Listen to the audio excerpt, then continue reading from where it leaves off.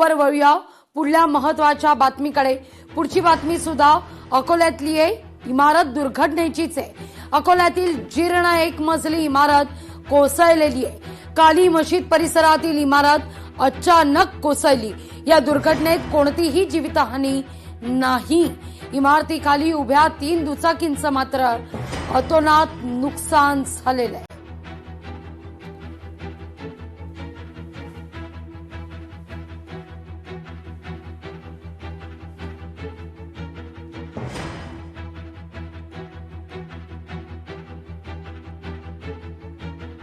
सातारा जिल्ह्यातील घाट परिसरामध्ये आज पावसाचा रेड अलर्ट आहे। जिल्ह्याच्या 5 तालुक्यातील शाळांना सुट्टी आहे। कोयना धरण पाणलोट क्षेत्रामध्ये मुसळधार पाऊस आहे। नदी ओढे तुडुंब भरलेले आहेत। अनेक गावांचा संपर्कही तुटलाय।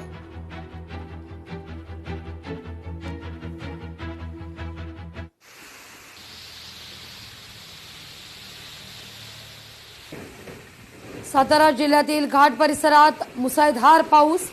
जिल्ह्याच्या 5 तालुक्यातील शाळांना सुट्टी जाहीर करण्यात आलेली आहे। कोयना धरण पाणलोट क्षेत्रात मुसळधार पाऊस आहे। नदी नाले ओढे तुडुंब भरून वाहताना दिसतात। अनेक गावांचा संपर्क सुद्धा तुटलाय।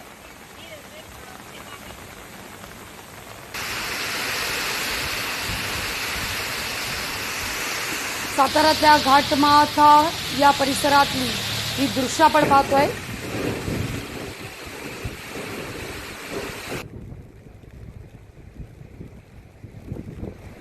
या सगळ्यावर लक्ष आपलं कायम असेल। वळूया पुढल्या बातमीकडे। सोलापूर मधल्या उजनी धरण 27% भरलंय। भीमा खोऱ्यात मुसळधार पाऊस सुरू आहे। उजनी धरणात दौंड आणि बनगार्डनमधून पाण्याची आवक आहे। 1,31,000 क्युसेक पाण्याची आवक आहे।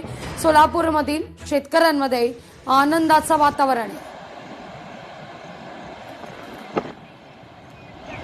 बनावट नियुक्ती पत्रांच्या आधारे शिक्षकाचा शालार्थ आयडी आणि स्वामी विवेकानंद शिक्षण संस्थेच्या पुरंदर शाखेतला हा प्रकार आहे। लिपिकाला अटक करण्यात आली आहे। 3 दिवसांची पोलीस कोठडी आहे। 4 शिक्षकांवर सुद्धा गुन्हा दाखल आहे।